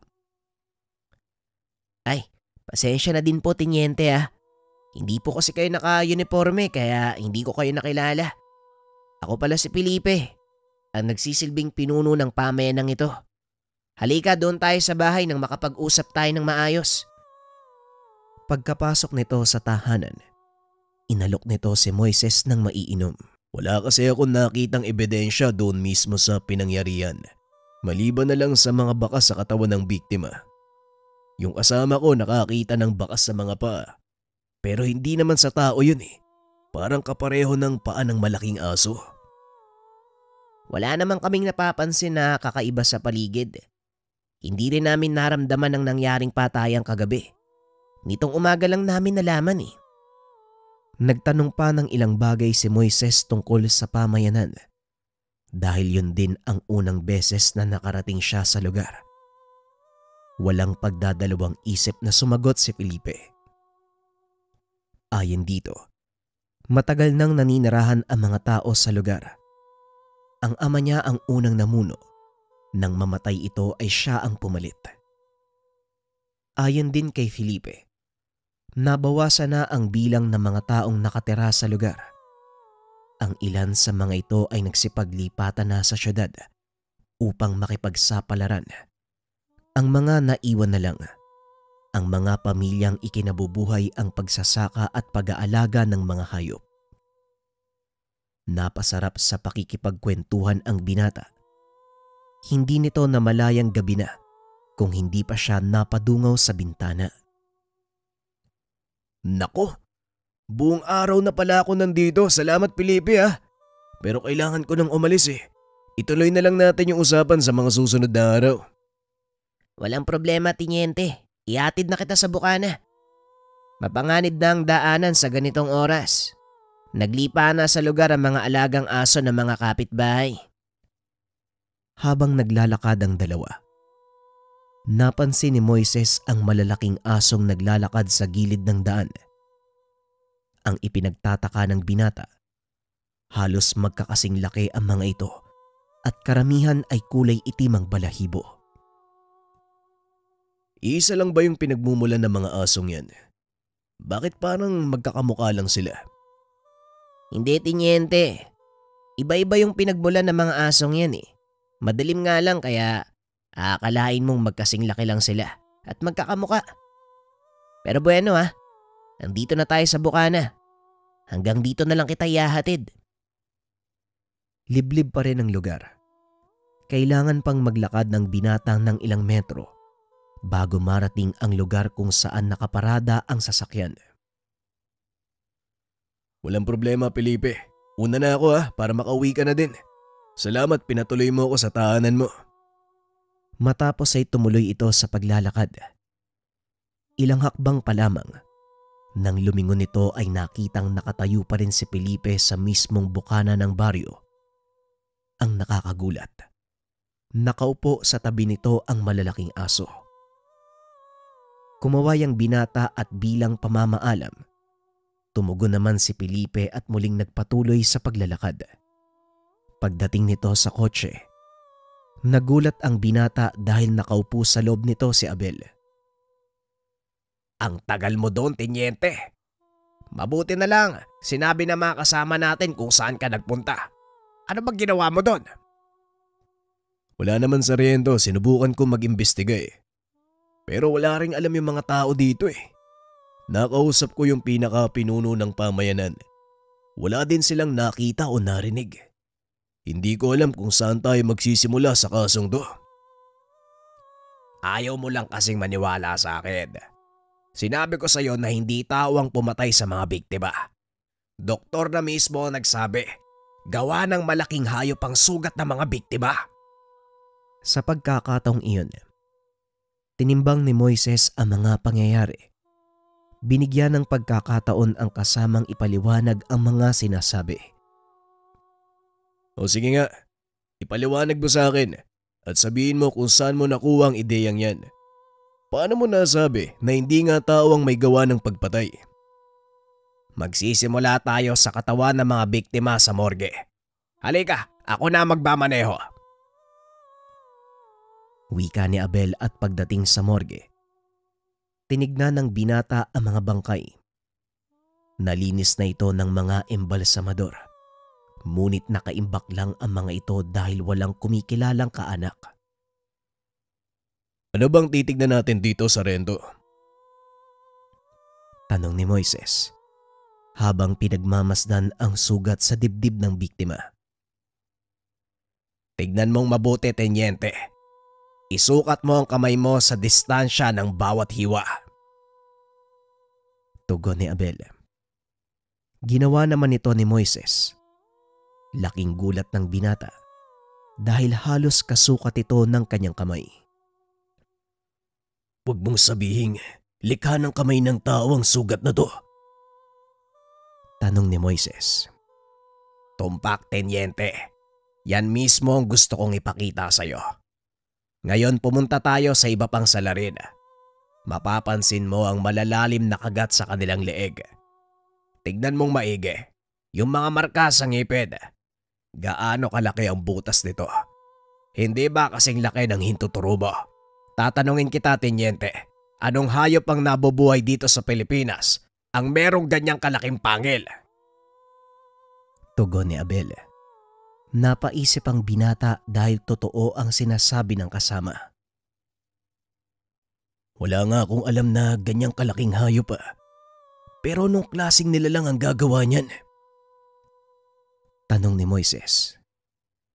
Yan mismo ang tutuklasin natin ngayong gabi. Halika, samahan mo ko sa kaibigan kong matanda doon sa may likod ng simbahan. Siya ang maaaring makasagot sa mga tanong natin. Tugon ni Abel. Muling bumiyahe ang dalawa pabalik sa labas ng bayan. Sa pagkakataong iyon, pinuntahan nila ang tahanan ng kakilala ni Abel. Pagdating sa lugar, nakita nitong nakaupo sa atangan ang isang matandang nagsisindi ng kanyang tabako. Napatingin sa kanilang dalawa ang matanda. Napatayo ito. Sinubukang maaninag kung sino ang mga paparating na panauhin. Huwag kang magsasalita, Tenyente. Ako ang makikipag-usap kay Tatang Ingo. Medyo may diferensya yan sa pandinig kaya kailangan mong lakasan kapag magsasalita ka. Wika ni Abel. O sige, walang problema. Ikaw naman yung nakakakilala sa taong yan . Mas mabuting ikaw na yung makipag-usap. Tugon ni Moises. Nagpatuloy ang mga ito. Marahang pumasok sa tahanan ng matanda. Matapos magsalita ng kaibigan, bumati naman si Moises ng magandang gabi. Nilakasan nito ang tinig para marinig ng matanda. Magandang gabi po. Mga pulis po kami. May gusto lang sana kaming itanong. Ay huwag ka ngang sumigaw, naririnig kita ng maayos. Bakit ba anong kailangan niyo sa akin? May kasalanan ba ako? Tanong ni Tatang Ingo. Wala naman po, Tatang. Naparito lang po kami para magtanong tungkol sa ilang bagay. Alam ko pong kailangan makakasagot sa mga ito. Wika ni Abel. Kung ganon, ano ba ang gusto mong malaman? Tanong ni Tatang Ingo. Hinayaan ni Moises na si Abel ang magsalita. Tungkol po sa nangyaring patayan doon sa Tumana. Kung hindi po nakarating sa inyo, 4 na tao po kasi yung nakitang patay sa lugar . Hindi po malinaw kung sinong may gawa. Pero may suspetsya po ako, hindi tao ang pumatay sa kanila. Tugon ni Abel. Maaari mo bang ipaliwanag sa akin kung bakit mo nasabing hindi tao ang may gawa ng pagpatay? Ano ang mga palatandaang nakita mo? Tanong ni Tatang Ingo. Yung mga sugat po ng biktima, hindi po sila gawa ng patalim kundi kuko ng malaking hayop. Wala rin kaming nakitang ibang palatandaan na tao ang gumawa. Yung mga bakas sa lupa hindi bakas ng tao, bakas ng malaking aso. Pagpapaliwanag ni Abel. Alam niyo, may mga kwentong kumakalat sa lugar na ito tungkol sa mga nilalang na pumapatay at kumakain ng lamang loob ng tao. Gabunan ang tawag sa kanila. Isa sa pinakamalakas na lahi ng mga aswang. Wika ni Tatang Ingo. Aswang? Seryoso ka ba sa sinasabi mo, Manong? Hoy Abel, sinabi ko sa'yo ayokong sayangin ang oras ko dito. Pasensya na po, Tatang, pero hindi po ako naniniwala sa mga ganyang kalokohan. Tugon ni Moises. Akmang aalis na sana ito nang tumayo si Tatang Ingo. Ipinakita ang kanyang tenga. Nanlaki ang mga mata ng binata nang makita ang malalaking pilat na naging dahilan upang mawala ang tenga nito. Ang mga pilat na ito, likha ng isang gabunan. Kamunti ka na akong mamatay dahil sa kanila. Kaya nga nagpasya kong tugisin ang mga yan. May pagmamalaki ko sa iyo na marami din sa mga nilalang na yon ang namatay sa pamamagitan ng aking talim. Wika ni Tatang Ingo. Sabay bukas ng isang baul. Punong-puno ng bungo ng mga nilalang. Dinampot ni Tatang Ingo ang isa sa mga ito. Inilapag sa mesa. Mahaba ang pangil. Kakaiba ang hugis nito kung ikukumpara sa normal na bungo ng tao. Anong uri ng hayop yan? Tanong ni Moises.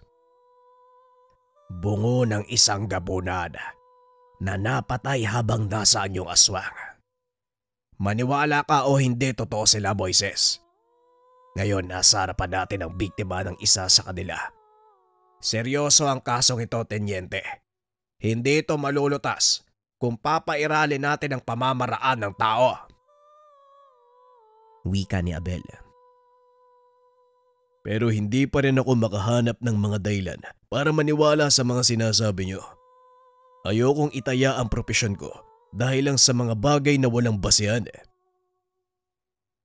Tugon ni Moises. Hindi mo naman kailangang itaya ang propesyon natin dito, Tenyente. Dahil sa totoo lang, labas na ang bagay na ito sa trabaho natin. Nasa iyo kung gusto mong tumulong. Tugon ni Abel.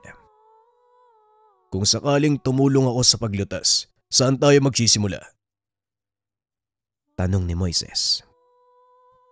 Dito mismo sa 4 na biktima. Kailangan natin silang obserbahan. Ipapaalala ko lang sa'yo, wala nang halaga ang ranggo natin dito. Pareho tayong pangkaraniwang tao na may iisang misyon. Yun ay ang malaman at ipaalam sa tao ang totoong nangyayari. Tugon ni Abel. Nang gabing iyon, binuo ng dalawa ang kanilang plano.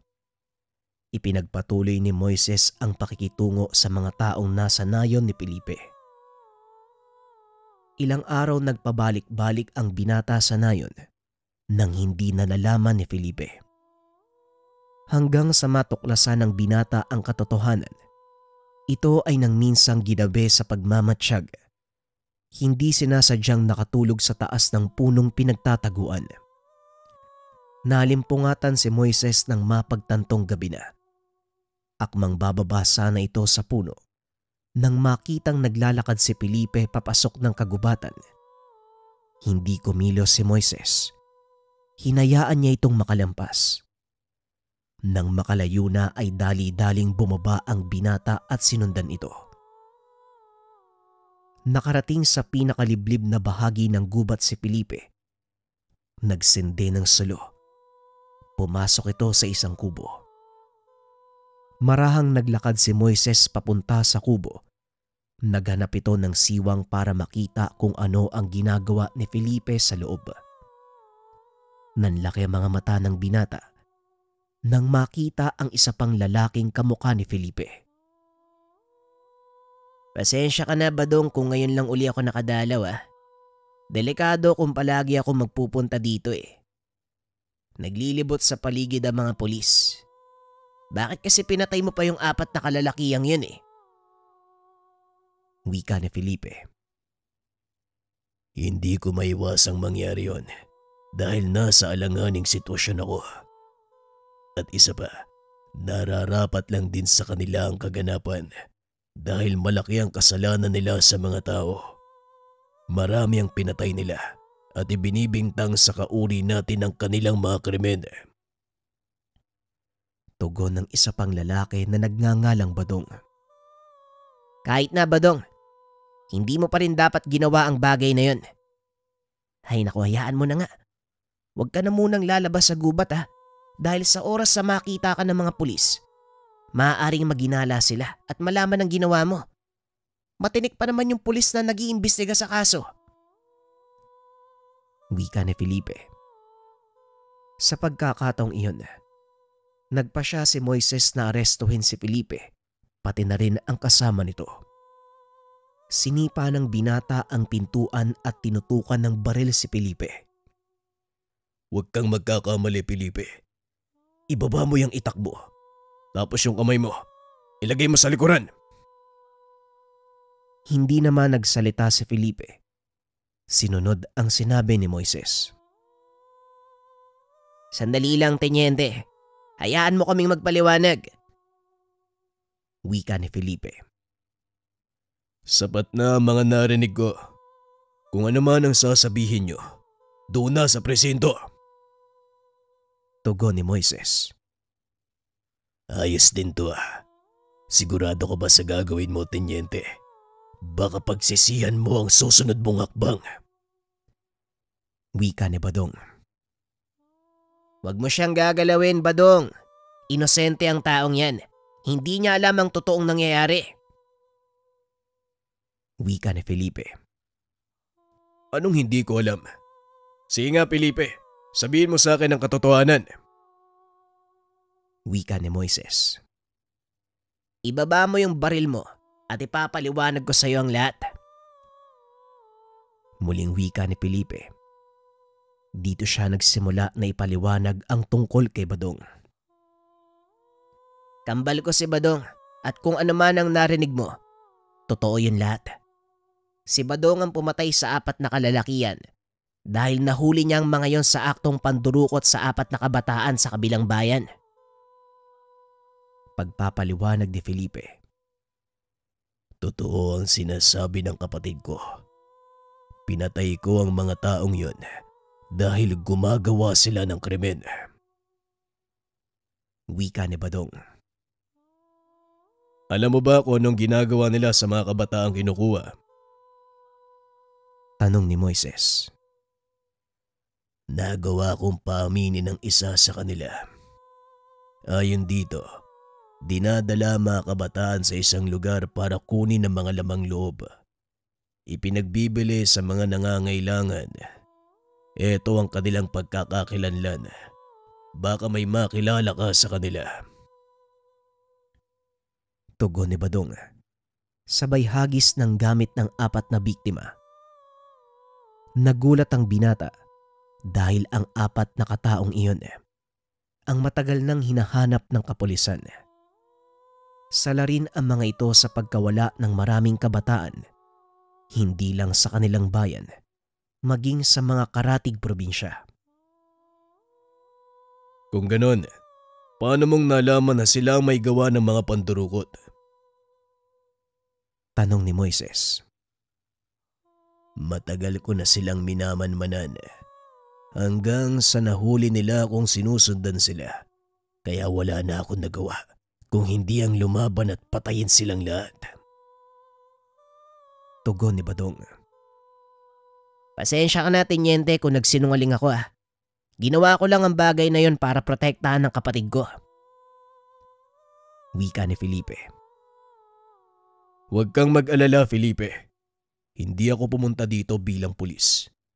Naparito ako para malaman kung sino talaga ang pumatay sa mga kalalakihang yon. Nanatiling misteryo sa amin ang kanilang pagkamatay dahil walang naiwang bakas maliban na lang sa sugat. Tugon ni Moises.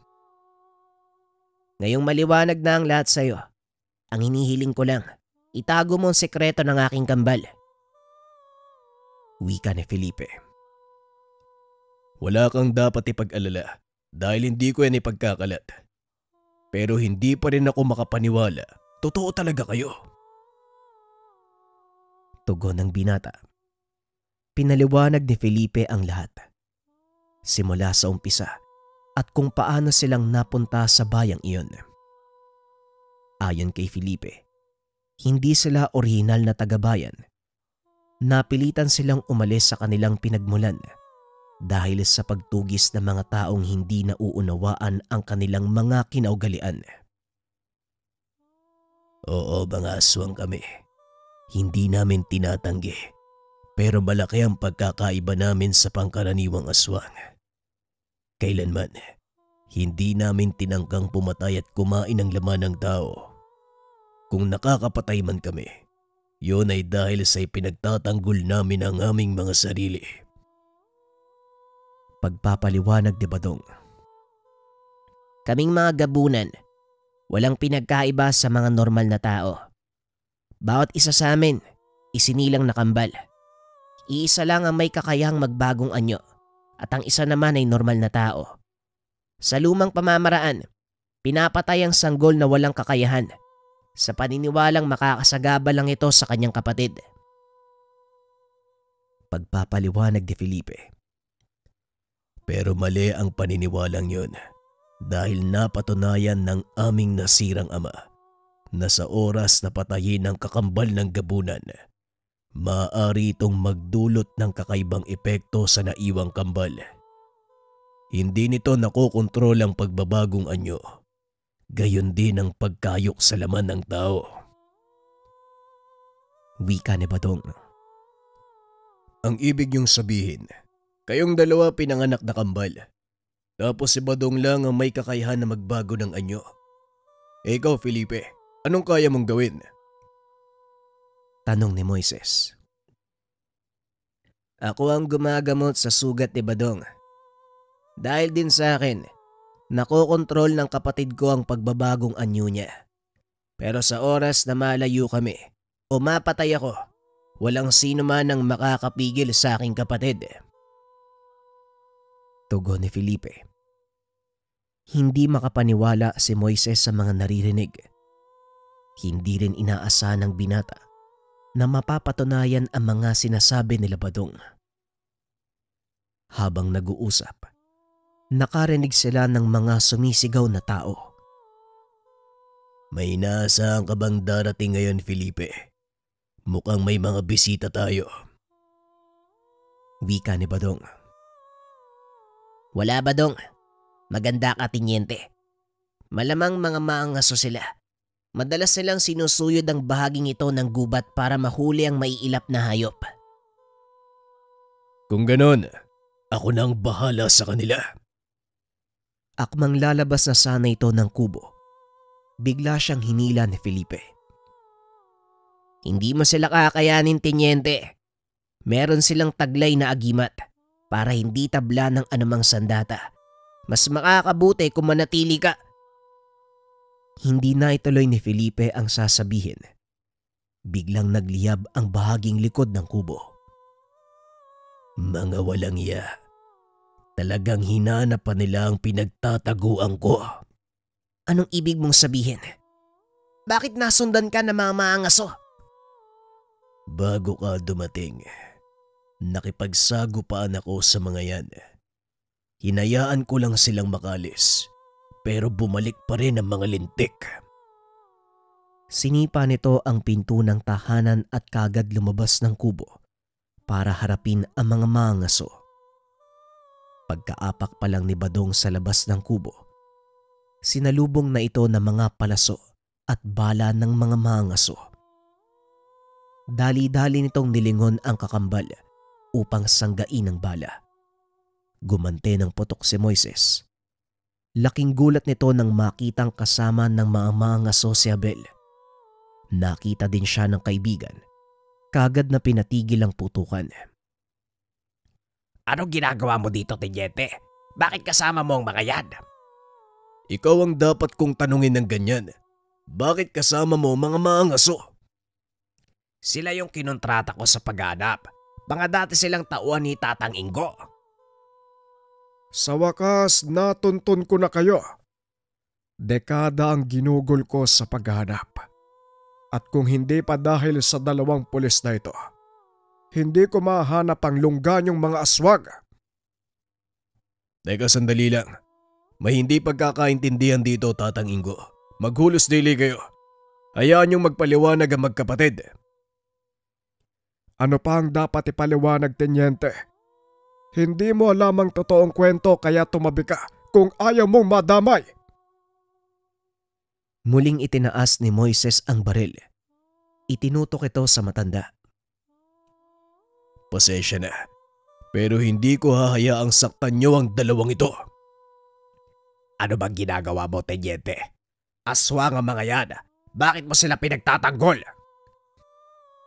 Hindi na makikinig sa'yo ang kaibigan mo. Pinanghawakan na ng aswang ang kanyang isipan. Hindi totoo ang bagay na yan. Huwag kang makinig sa kanya, Abel. Hindi masama ang mga taong ito. Hindi nyo lang nauunawaan ang kanilang pamamaraan. Bakit hindi nyo pakinggan ang kanilang kwento? Wala nang pag-asang makinig ang mga taong yan.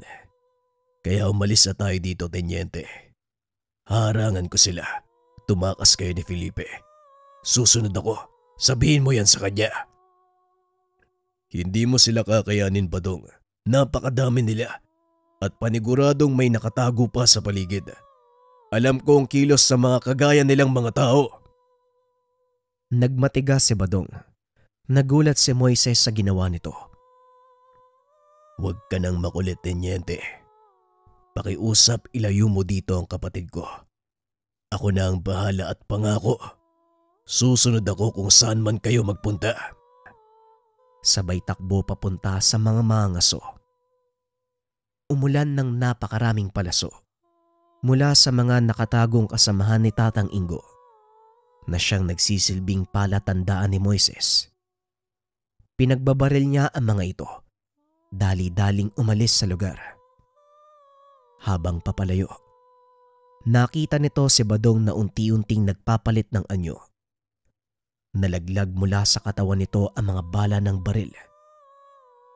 Maging ang mga palasong may sima, parang damo lang kung bunutin ng gabunan. Nasa ligtas na lugar na sila Moises. Patuloy nitong pinagmamasdan ang kakambal ni Felipe. Nasa anyong aswang ito na parang malaking asong nakatayo sa 2 paa. Mahaba ang mga buhok. May makapal na balahibong tumutubo sa likod. Maging ang buntot nito, maganda kung titignan, lalo pa kapag tinatamaan ng liwanag ng buwan. Si Badong ang huling gabunang nabubuhay, kaya gano'n na lang ang pag-iingat ko sa kanya. Hindi namin alam kung magkakaroon pa kami ng pagkakataong makapagparami ng lahi. Ito ang inaalala ko dahil sa oras na mawala si Badong, tuluyan ding maglalaho ang pag-asang yun. Patuloy na nakatingin si Moises sa nakikipaglabang gabunan. Hindi nito lubusang akalain na magiging taliwas sa kanyang iniisip na anyo ang isang aswang ang nakikita. Ibang-iba ang aking nakikita sa naiisip kong anyo ng isang aswang. Masyadong maganda ang itsura ng anyo ni Badong para isama sa kategorya ng mga halimaw. Ang mga kagaya naming gabunan, hindi basta-bastang aswang, Tenyente. Kami ay mataas na uri mula sa direktang linya ng aming mga ninuno. Taglay namin ang kakayahang ito simula nang isilang kami. Ngunit iilan lang sa amin ang nagtatagumpay na marating ang ganitong antas ng kakayahan. Karamihan sa mga gabunan namamatay bago pa man tumuntong sa tamang edad. Kagaya ng sinabi ko sa iyo, pinapatay ng aming mga ninuno ang kakambal na tao ng isang gabunan para maging ganap ang kapangyarihan ng naiwang sanggol. Maya-maya nilingon nila si Badong. Umangil ito ng malakas. Halika na, Felipe. Mukhang kailangan na nating lumayo pa sa lugar. Nagsipulasan na sina Tatang Ingo at Abel. Mabilis na tumakbo palayo ang dalawa hanggang sa marating ang kabilang bahagi ng ilog. Ligtas na tayo dito. Hindi na tayo masusundan ng mga kalaban. Talagang hindi tumigil si Tatang Ingo sa pagtugis sa mga kauri namin. Kahit ilang beses na siyang kamuntikang mamatay sa kamay ni Badong, hindi pa rin siya nadadala. Matindi ang galit ng matandang yon sa mga kagaya nyo. Ano ba ang dahilan? Bakit gano'n na lang ang pagnanais niyang maubos kayo? Sasabihin ko sa iyo ang katotohanan, Tinyente. Ang mga gabunang kagaya ni Badong, may taglay na bertud na maaaring bumuhay ng mga taong namatay. Ito ang hinahabol ni Tatang Ingo. Malaki din ang galit niya sa aming angkan dahil pinatay ng mga aswang ang kanyang buong pamilya. Hindi nito alintana kung gabunan o pangkaraniwang aswang ang makakabangga. Para sa kanya, pare-pareho lang ang lahat ng mga aswang. Mukhang palalim ng palalim ang mga nalalaman ko mula sa inyo. Pero wag kang mag-alala, mananatiling sikreto ang lahat ng ito. Wika ni Moises. Bagay na pinasalamatan ni Felipe dahil alam nitong may isang salita ang binata. Ang mabuti pa, gumawa na muna tayo ng pansamantalang masisilungan. Mukhang babagsak yung ulan, no? Hindi maganda kung mabasa ka sa lugar na to. Wika ni Felipe. Ilang minuto pa ang nakalipas. Nakaramdam ng pagkilos sa paligid si Moises. Dali-dali nitong binunot ang baril. Ngunit sinaway siya ni Felipe. Ibaba mo yan, Tinyente. Si Badong yung paparating. Hindi nga nagkamali si Felipe. Ilang segundo lang ang nakalipas, lumantad mula sa masukal na bahagi ng gubat ang kakambal nito. Masyadong matigas ang ulo ng mga mangaso. Kaya wala na akong nagawa. Inubos ko na sila, Felipe. Mabuti at nakarating kayo sa kabila ng ilog. Hindi nila tayo masusundan sa lugar na to. Magpapalipas tayo ng gabi at kinabukasan. Pupunta tayo sa dati naming tirahan. Wika ni Badong. Hindi na nagsalita pa si Moises. Para sa kanya, sapat nang makitang ligtas si Badong para patunayan kung gaano kamakapangyarihan ang isang gabunan.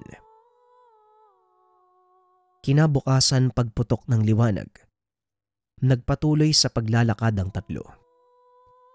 Hanggang sa marating ng mga ito ang kalsada. Binaybay nila ang kabaan ng daan hanggang sa makarating sa isang maliit at abandonadong pamayanan. Ano ba tong lugar na to? At saka, nasaan yung mga nakatira?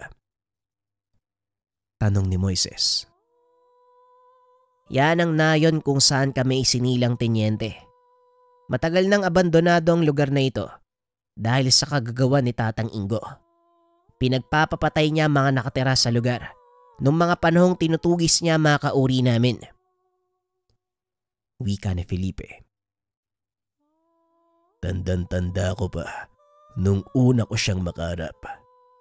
Bata pa ako ng mga sandaling yun at masyadong mapusok. Sinugod ko ang matanda. Tinamaan ko siya ng kalmot sa kanang pisngi, pababa sa kanyang braso. Kung mapapansin mo, wala ng kanang tenga si Tatang Ingo. Yun ay dahil sa akin. Wika ni Badong. Kaya nga ganun na lang yung paghahangad niya na mahuli si Badong.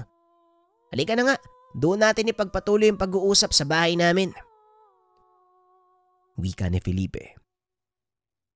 Pagdating sa lumang tahanan, laking gulat ni Moises dahil buo pa ang bahay. Wala halos bakas o tanda na pinabayaan nito sa mahabang panahon. Parang may nakatira pa rin sa lugar na to ah. Wala man lang bakas na napabayaan sa loob ng mahabang panahon. Wika ni Moises. Yun ay dahil dito ako naglalagi. Walang ibang nakakakita sa akin sa lugar na to. Lalo na nang mapatay ko ang 4 na katao. Tugon ni Badong. Ganun ba? Mas mabuti siguro kung manatili ka sa lugar na ito, Badong, para maiwasan ang palaging komprontasyon nyo ng mga mangangaso ni Tatang Ingo. Titignan ko kung ano magagawa ko tungkol sa kanila. Wika ni Moises. Nagpaalam itong babalik sa bayan para makapag-ulat sa kanyang superior.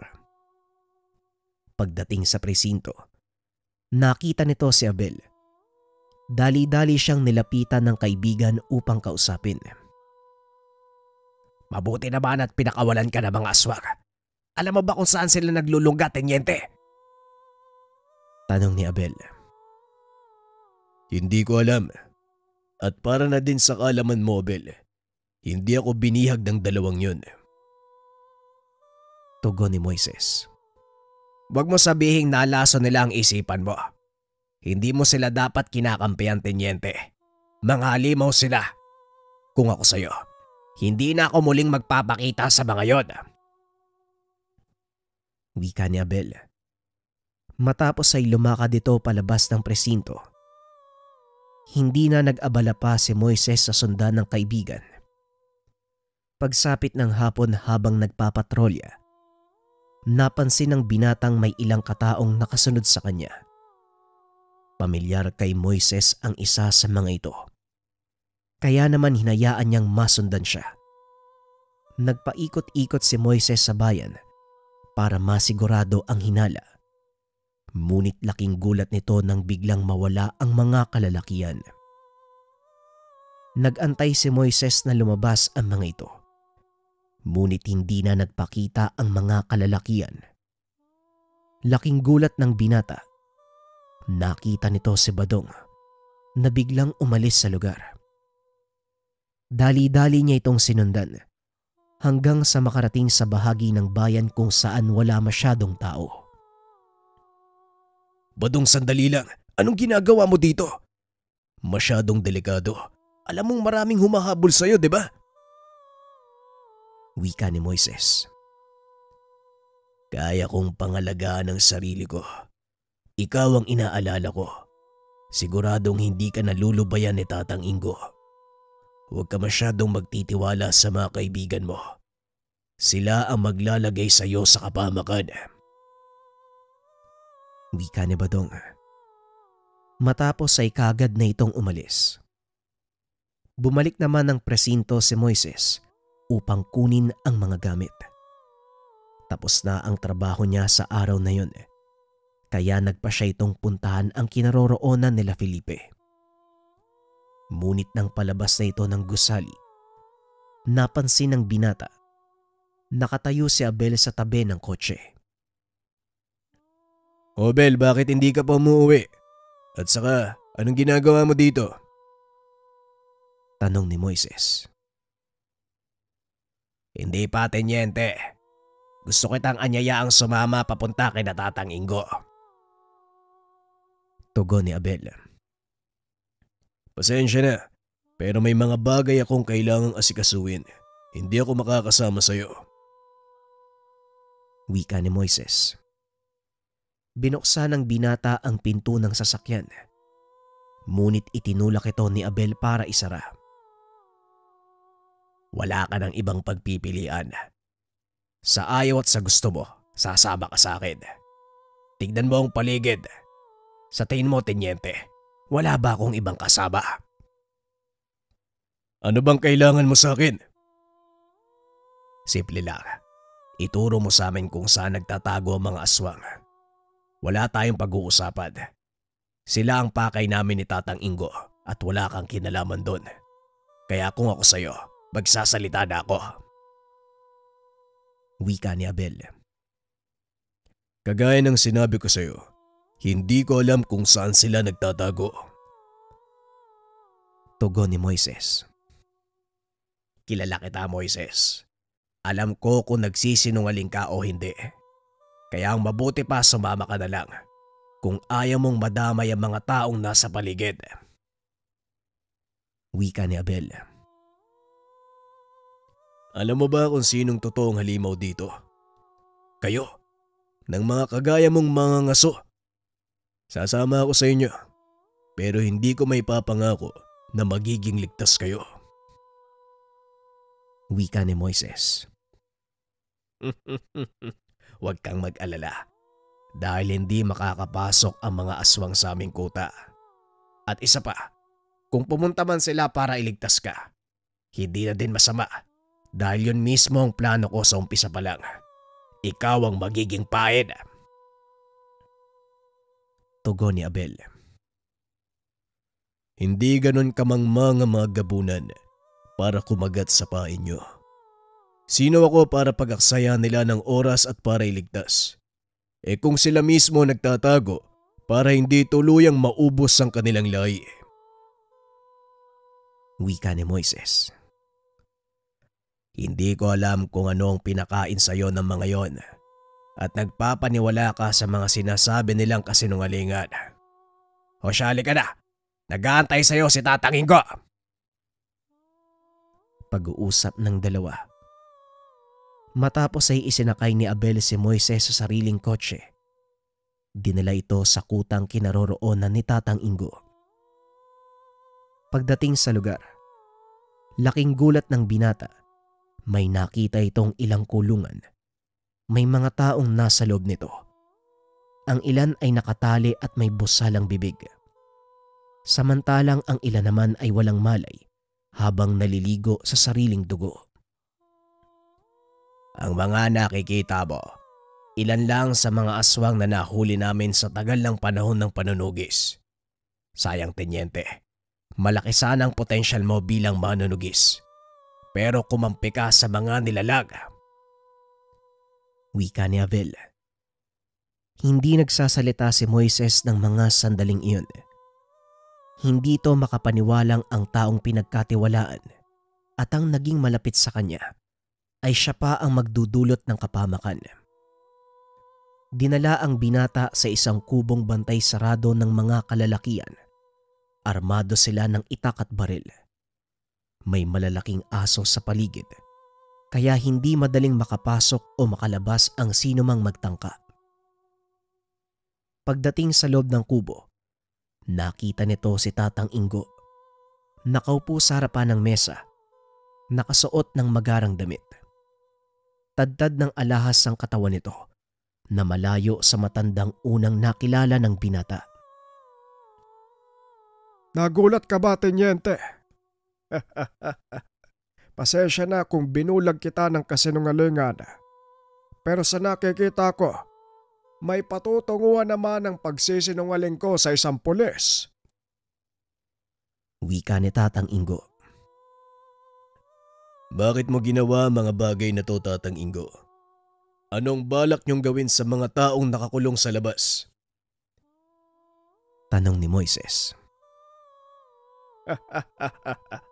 Don Hernando ang totoo kong pangalan. Pero sige, hahayaan kitang tawagin akong Tatang Ingo dahil yun naman ang pagkakakilala sa akin ng mga tao dito. Isang simpleng matandang naulela dahil sa kagagawa ng mga aswag. Ang mga nakita mong nakakulong sa labas, mga halimaw sila, Tenyente. Halimaw na kailangang patayin. At isa pa, malaking perang dala ng kanilang mga kalansay. Wika ni Tatang Ingo. Ayon pa dito, inaantay niya ang pagbilog ng buwan para tuluyang magpalit ng anyo ang mga aswang na nahuli nila. Doon niya ito papatayin at babalatan ng buhay para kunin ang kanilang mga bungo. Alam mo kung sino ang halimaw dito. Walang iba kung hindi ikaw. Walang kamuwang-muwang ang mga tao na yan. Dahil lang sa pera, handa kang pumatay. Wika ni Moises. Anong sinasabi mong walang muwang? Saan banda, Tenyente? Alam mo ba kung ilang buhay ang nawala sa kamay nila? Alam mo ba kung ilang pamilya ang naulila dahil sa kanila? Hindi! Namuhay ka sa isang lugar o sa mundong hindi nakikita ang nangyayari sa kapaligiran. Ngayon pagmasdan mo ang totoong mundo. Ito ang mundong ginagalawan natin. Maniwala ka man o hindi. Tugon ni Tatang Ingo. Habang nag-uusap, Nakarinig ng malakas na alulong ng aso si Moises. Napangiti na lang ito. Alam niya kung sino ang paparating. Mukhang nandito na ang mga sundo ko. Pasensya tatang, pero hindi na ako magtatagal. Wika nito. Dali-daling nag-utos sa mga tauhan si Tatang Ingo. Talagang nakipagkasundo ka sa kanila ha? Nanghihinayang ako sa iyo, Tenyente, pero wala na akong magagawa. Huwag kang mag-alala. Sisiguraduhin kong maaaliw ang mga kaibigan mo. Wika ni Tatang Ingo. Matapos ay lumabas ito ng kubo. Pinagsisigawan ang kanyang mga tauhan. Sumilip naman ang binata sa siwang. Laking gulat nito. Nagtalsikan ang mga nakabantay. Mula sa anino ng mga puno, lumabas ang napakalaking nilalang. Nagbabaga ang mga mata. Anyong malaking aso na may katawang tao. Hawak-hawak ng nilalang sa kanyang kamay ang katawan ng isa sa mga tauhan ni Tatang Ingo. Bagaman malaki ang pagkakaiba, alam ni Moises na ang nilalang na yun walang iba kung hindi si Badong. Nagmadali itong lumabas ng kubo. Tinadyakan ng isa sa mga taong nagbabantay. Kinuha ang hawak na baril. Pinaputukan ang iba pang mga kasama nito. Hindi magkamayaw si Tatang Ingo nang makita ang nangyaring kaguluhan. Nagtangka pa itong tumakas ngunit sa kasamaang palad. Nagawa itong abutan ni Felipe. Umalis ka na dito, Moises. Nasa antas na si Badong na hindi siya mapipigilan ni Numan. Maging ako hindi niya nakikilala dahil ito sa bilog na buwan. Huwag kang mag-alala, kayang-kaya na namin ang mga gagawin dito. Dalin mo sa hustisya ang matandang ito. Sa pagkakataong ito, Moises, ipapaubayan namin sa hustisya niyong mga tao ang aming buhay at kaligtasan. Malaki ang tiwala ko sa iyo. Nauunawaan ko, Felipe. Ngunit may isang bagay pa akong kailangang gawin. Matapos ay tumakbo ito sa mga kulungan. Isa-isang binuksan ng mga pinto. Anong ginagawa mo, Tenyente? Hindi mo ba alam na? Hindi nito naituloy ang sasabihin. Bigla siyang sinakmal ng isa sa mga nakabilanggo.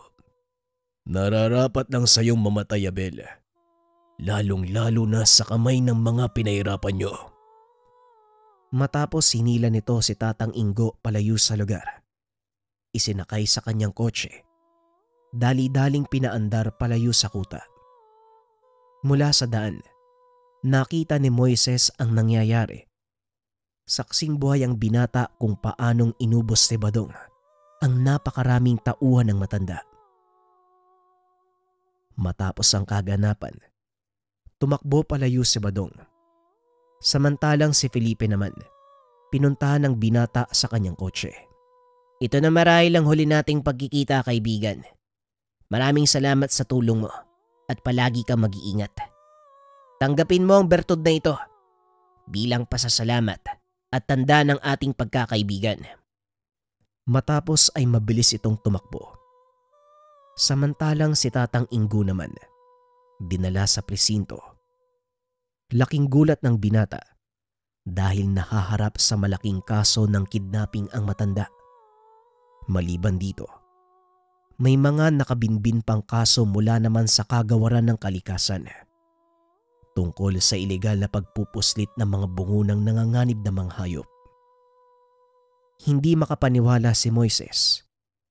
Hindi rin ito inaasahan na makakasaksi siya ng isang tunay na gabunan.